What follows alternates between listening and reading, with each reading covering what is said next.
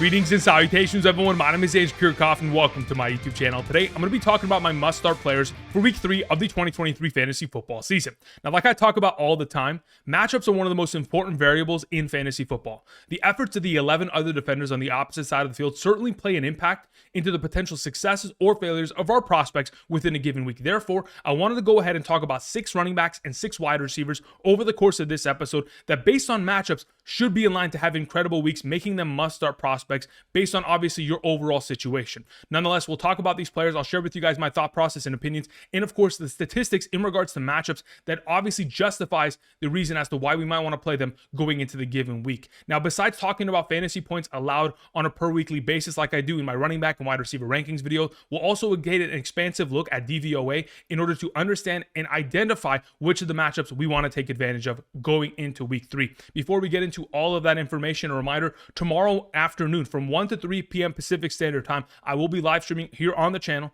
of course, answering starter sit questions for week 3. Additionally, on Sunday morning, like I do every single Sunday morning, 7 a.m. to 10 a.m. Pacific Standard Time, kickoff with Kyren. I'll be answering starter sit questions for all 3 hours, getting you guys ready. Again, if you guys have not yet already subscribed, we're making daily fantasy football content for the entirety of the 2023 season with a singular purpose of trying to help you guys win a fantasy football championship. So, of course, stay up to date on my latest content. Subscribe to the channel. We are very close to reaching our goal of 80,000 subscribers. We greatly appreciate the support. Thank you very much. Now, before I begin presenting all of these statistics on screen, a reminder, at the end of today's episode, I'll be putting together some pick'em slips via Underdog Fantasy. For those of you guys who haven't checked them out, be sure to take advantage of the opportunity today. If you travel down to the description, head on over to the link via Underdog Fantasy. Use code Andrew to sign up and make a first-time deposit minimum of $10. Not only are you going to get my rankings sent to you every single Sunday morning, rankings by position, quarterback, running back, wide receiver, tight end, kicker, and defense, by tier, half PPR, full PPR, and flex rankings, all encompassing to help you every single Sunday morning for the remainder of the season. You'll also get a first-time deposit match up to $100. Again, you can go ahead,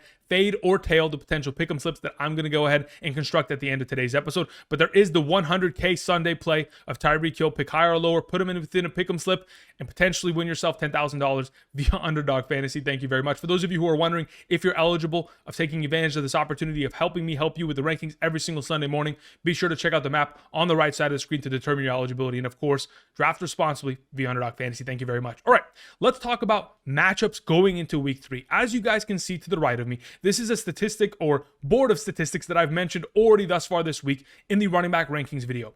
As you can see, this is running back rushing statistics allowed over the course of thus far this season, weeks 1 through 2, in terms of running back rushing stats isolated.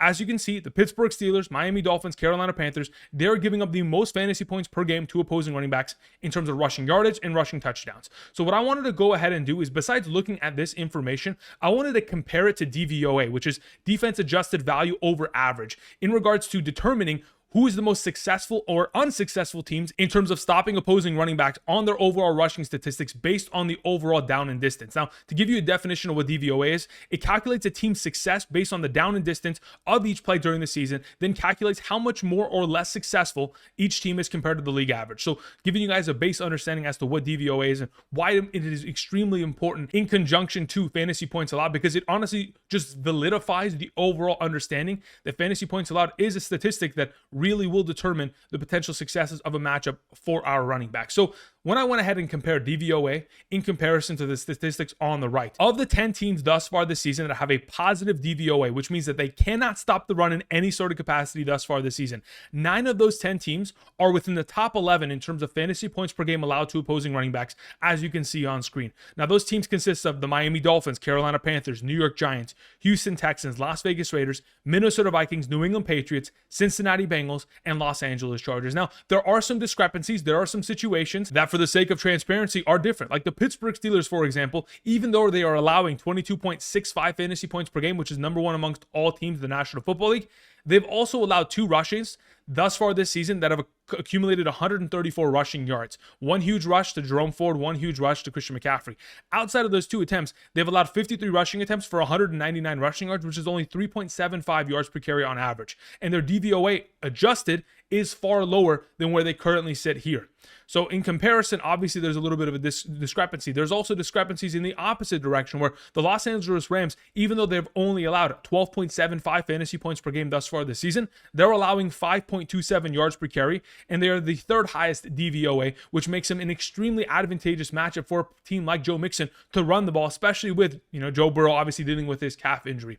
Nonetheless, besides those discrepancies, just wanted to go ahead and give you guys more of an understanding as to which matchups we specifically want to look in the direction of. Obviously, teams that are within the top 10 of this overall rankings list to the right of me are typically the teams that we're going to go after within a given weekly basis as of thus far this season, because they have gone ahead and shown that they cannot stop the run. Now, for the sake of consistency as well, when I went ahead and looked at the toughest matchups within a given week, the teams that give up the fewest fantasy points thus far this season in comparison to DVOA, of the 10 teams that had the lowest DVOA in regards to obviously them being studs in terms of stopping the run, 9 of those 12 teams were at the very bottom in terms of fantasy points per game allowed in terms of rushing statistics. So everything checks out. We're good to go. With that all take it into account, let's talk about 3 players that going into this given week, based on matchups, are automatic starts at the running back position. Now, we'll talk about 3 other running backs later on, but these guys are the guaranteed plays. Travis Etienne taking on the Houston Texans. The Houston Texans, they give up the 6th most points to opposing running backs. They're the worst team in terms of DVOA. I mean, the fact of the matter is, last season, Travis Etienne against the Houston Texans defense, 9.42 yards per carry on average. These are players you should not be overthinking about and should automatically be starting in your lineups. On top of the fact that, again, thus far this season, Zach Moss, Indianapolis, taking on Houston last week, he accumulated 14.8 fantasy points just off rushing statistics. The week prior to that, Justice Hill and J.K. Dobbins, Justice Hill had 12.9 fantasy points, and of course, J.K. Dobbins 8.2 in terms of rushing statistics alone. The volume of points that the Houston Texans are allowing and the injuries that they are dealing with, not only from the secondary, but in their linebackers, defensive line. I mean, Travis Etienne's an automatic play. Now, when we talk about Kenneth Walker taking on the Carolina Panthers, they have the 2nd worst DVOA, and they are the 3rd best matchup in terms of fantasy points per allowed thus far this season. So ultimately, we want to play Kenneth Walker. We saw Tyler Algier and Bijan Robinson torch this defense in week 1, and we even saw Tony Jones Jr. put up 15.4 fantasy points on rushing statistics alone. I know Zach Charbonnet's in this backfield, but ultimately, a 34-9 touch difference leans in the direction of course, Kenneth Walker being the primary back, playing a far majority of the overall snaps, 62% in comparison to Charbonnet in the 20s. Ultimately, Kenneth Walker, another one of these players, based on matchup, has to start in the given week. Kyren Williams, another one of these players. Again, the thumbnail of today's episode for a reason, takes on the Cincinnati Bengals. They are the 10th best matchup in terms of fantasy points per game allowed. They are the 5th best matchup in terms of DVOA. He played 95% of the offensive snaps. They got rid of Cam Akers and traded him away to the Minnesota Vikings, and it's his backfield. And this offense is significantly better and far more potent than we ever expected going into the 2023 season. We've already seen Nick Chubb and Gus Edwards both accumulate over 10 fantasy points per game against this defense. Therefore, I'm expecting Kyren Williams to have himself a fantastic week as another one of these must starts. Now, let's talk about the wide receiver position before we get into the other 3 running backs that I wanted to mention. Let's talk about fantasy points allowed at the wide receiver position in comparison to the DVOA that I found in regards to covering number 1 wide receivers overall. Now, as you guys can see to the right side of the screen, the Los Angeles Chargers, Indianapolis Colts, Tennessee Titans, they're giving up the most points to opposing wide receivers thus far this season on average in terms of receiving statistics isolated. Therefore, if we go ahead and just take a deeper look in terms of the teams that have been giving up not only a lot of points per game on average, but have been one of the worst teams in terms of DVOA against opposing number 1 wide receivers. There are teams like the Tennessee Titans, the Las Vegas Raiders, and the Jacksonville Jaguars. So we want to go ahead and take advantage of that overall, primarily because there are some wide receivers going into this given week that obviously, even in my rankings, are lower, but could very much so have themselves upside weeks based on the DVOA and the overall matchup. Now, when we look to the right side of the screen and we see a team like the Minnesota Vikings only allowing 29.5 fantasy points per game. When I say only, I mean those are good numbers. In a given week, you could still find a 15-point wide receiver despite the fact that this matchup overall is at number 16. It's very different to the running back position because there's so much more overall contribution of fantasy statistics from wide receivers in comparison to the running back position because of the overall rushing yardage to passing yardage numbers within the NFL. So just take that into account. Don't look at these numbers and go ahead and run away with them too far because DVOA certainly is going to play a factor in narrowing in on some great player options. So let's talk about 3 wide receivers: Amari Cooper, Pickens, and Nico Collins. Amari Cooper going into the given week takes on the Tennessee Titans. The Tennessee Titans have become a pass funnel over the course of the last 3 seasons as their run-stopping defense defense is ultimately one of the best in the National Football League. There's a reason why we aren't suggesting any players going up against Tennessee this week, primarily because Jerome Ford, Kareem Hunt, they're going to have their hands full with that incredible run-stopping defense. Now, they could certainly still find themselves a lot of success for fantasy, but the end zone will be a requirement and a prerequisite to being relevant for fantasy purposes. Now, in regards to this matchup and the passing funnel that they have become as a defense, ultimately, it's up to Deshaun Watson as to the upside of Amari Cooper. Now, we didn't even expect Amari Cooper to play on Monday. He played, and he played very well. And going into the given week, they're going to have to rely upon Deshaun Watson to throw the ball in order to find success against this defense. And when they do, his favorite target, Amari Cooper, is going to be available and open. And I'm expecting him to find a lot of success. I mean, already thus far this season, you go back to Rashid Shaheed, Michael Thomas, and Chris Olave. They torched the secondary of the Tennessee Titans. You go to week 2. Keenan Allen was the number 1 wide receiver in fantasy football, all while Mike Williams on the opposite side of the field, 8 receptions plus, 80 plus receiving yards, having himself a fantastic game. Ultimately, Amari Cooper, based on the matchup alone, based on everything that we've seen, a fantastic play going into the given week. Let's talk about George Pickens taking on the Las Vegas Raiders. They're giving up the 12th most points to opposing wide receivers thus far this season on average, and they are the 4th best matchup in terms of DVOA. Their secondary obviously has not played well, and the fact of the matter is, without Deontay Johnson in the lineup, George Pickens is a must to go ahead and have himself an upside potential week. Now, obviously, the Las Vegas Raiders defense, whether it's stopping the run or stopping the pass, they have not been great thus far this season, and we obviously were demonstrated that with Josh Allen's efforts, as we saw Stephon Diggs, of course, Gabriel Davis, and a whole slew of wide receivers find themselves success in the given matchup. George Pickens coming away with last week's contest with 10 targets, only 4 receptions. They're going to continue to send the ball in his direction. It's one of the better matchups going into the given week, and he's a must-play primarily because who else is going to catch the ball in that given game? There really isn't much. Pat Freiermuth is getting very little utilization within this offense. Allen Robinson was a no-show as we expected. So was Calvin Austin. There is one receiving target that Kenny Pickett has comfort with, and we've seen that over the weeks. And of course, in the back end of the 2022 season, we're going to continue to go ahead and trust George Pickens within the given matchup. The final player, someone that has been a hot hand for fantasy purposes. He takes on the 17th best matchup at the wide receiver position in terms of fantasy points per game allowed. Again, not a big deal against the Jacksonville Jaguars, but it's the 8th easiest matchup in terms of DVOA.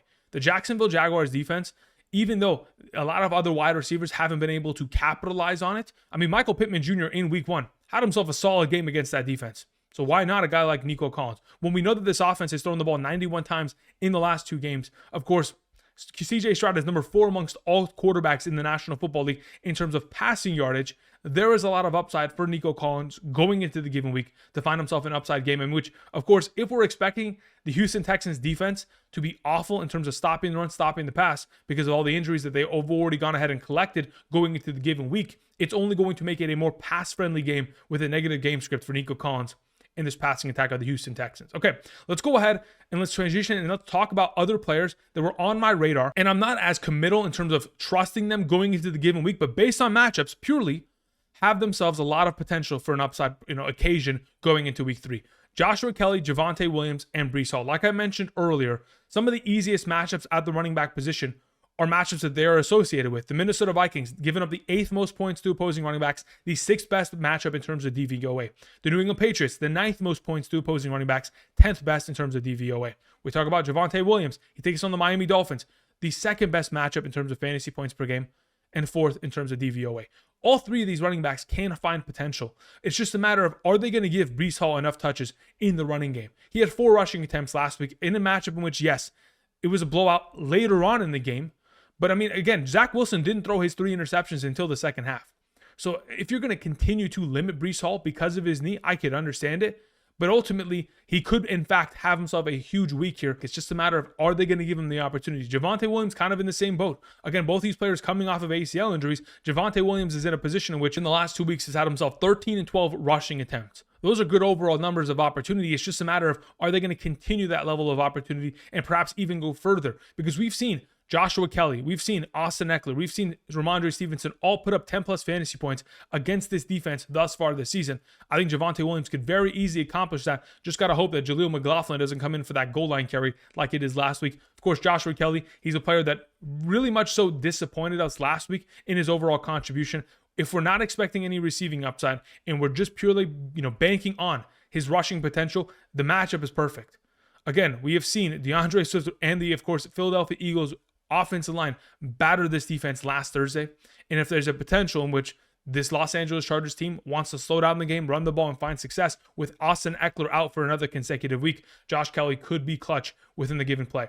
Now, we have other wide receivers. Zay Flowers, we have Chris Godwin, we have Jordan Addison. Zay Flowers probably has one of the more advantageous matchups taking on the Indianapolis Colts secondary. They're giving up a lot of points to opposing wide receivers, and already thus far this season, the number one wide receiver of offenses against that defense. Calvin Ridley, 101 receiving yards in week 1. Nico Collins in week 2, 146 receiving yards.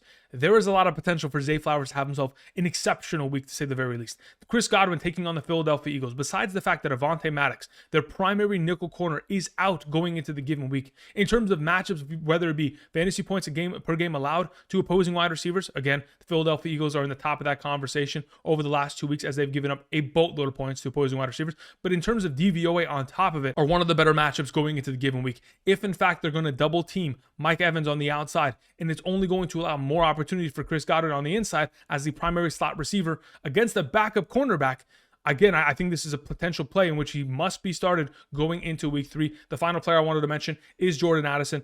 Again, Jordan Addison is a very sketchy player. In terms of overall target share within this offense, it isn't great numbers, but he takes on the Los Angeles Chargers. The Chargers defense has been awful this season. Whether it has been J.C. Jackson, Michael Davis, or even Asante Samuel Jr., they have not played well overall this season in comparison to where they should be at, because they're all very talented players. If in fact they're not going to shape it up, and the Minnesota Vikings are going into town against the defense that has given up the most passing yards per game on average this season, Jordan Addison could end up having himself another huge game here. Obviously scoring touchdowns aplenty thus far this season. If he can continue that streak, again, he should probably be in your lineup going into the given week. All right, that'll conclude our must-starts going into the given week based on matchups. Let's talk about some potential Underdog Pick'ems that we're going to go ahead and put together on today's episode. Before I get into that, a reminder, if you guys haven't checked out the 1.01 brand, the official merchandise line of the Andrew Kirchhoff YouTube channel, be sure to go ahead, click on the link down in the description, support the channel via repping the merch, the 1.01 brand. Greetings and salutations. Of course, this is comfortable, stylish, and high quality clothing for your most stressful of upcoming fantasy football Sundays. Check it out today. Thank you very much for the support. All right, let's go ahead and let's talk about some Underdog Pick'ems right now. All right, so going into this week, I have 4 wide receivers that, as I kind of scroll through the overall plays, I truly believe can put together a great week here going into week 3. Now, of course, perhaps putting Tyreek Hill on this list, I mean, it is sketchy. There's a potential in which Jalen Waddle's not going to play. 90 receiving yards or more by himself being double covered the entire game. We're going to have to wait and see on that. But ultimately, some of the matchups that really popped off the screen for me begins with Justin Jefferson. I truly do believe, once again, Justin Jefferson's numbers are far lower than I would have anticipated them being at. Again, if we go ahead and just look at the last time that he took on the Los Angeles Chargers defense, 9 catches for 143. The reason why I say that is because his level of success at that specific kind of upside of 9 catches, over 100 receiving yards, is something that he'll need to accomplish potentially within the given week to be able to go higher on these overall numbers via Underdog Fantasy. Now, when you look at the last 6 regular season games that Justin Jefferson has participated in 5 of those games, 12 or more targets, 9 or more receptions, and 123 or more receiving yards. The only game in which he had a bad overall performance was against Jair Alexander, and I don't expect Jair Alexander to be suiting up for the Los Angeles Chargers in the given week. Therefore, like I mentioned earlier with Jordan Addison and his potential, J.C. Jackson, Michael Davis, Asante Samuel Jr., they're going to be struggling going into the given week trying to stop Justin Jefferson. I really like the number of 7.5 overall receptions going higher within the given week. Therefore, I'll go ahead and put that within the beginning of this overall pick'em slip. Let's go ahead. Let's find another player that I like, specifically a wide receiver. We mentioned him earlier. It is Zay Flowers of the Baltimore Ravens. It's just going to take me a while to go ahead and scroll all the way down the screen to find him. Where are the Baltimore Ravens? Here we are. The Baltimore Ravens. Zay Flowers, his current number is 52.5 receiving yards. I honestly, truly believe the number one receiving target of an offense going up against the Indianapolis Colts secondary with that Stephon Gilmore and Isaiah Rodgers. Again, this secondary is certainly going to be in trouble. We have seen Zay Flowers line up on the outside 64% of the overall routes that he has run thus far this season.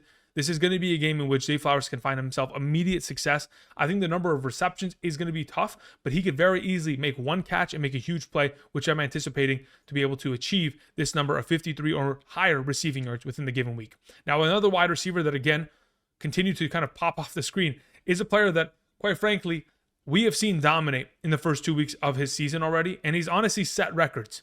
It is Puka Nacua of the Los Angeles Rams. We've got to scroll all the way to the Monday night game, and if and when I get there, goodness, there are so many pick'ems There are so many great plays. Again, if you guys haven't checked out Underdog Fantasy, be sure to travel to their website, put your skills to the test. His number's at 63.5 receiving yards. Do I even have to what are we doing, right? What are we doing? Puka Nacua is him. He's going to absolutely have himself another big performance, 100 plus receiving yards each of the first 2 weeks of the season. And every defense, at least the 49ers, they had film on him. Still couldn't stop him.